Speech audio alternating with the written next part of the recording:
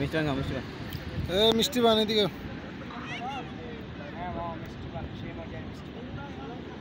মিষ্টি পান লন। এই হানিফ ভাই,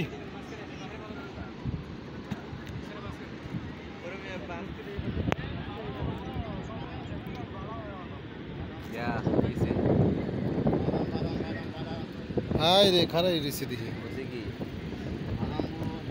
দেন। কত করে?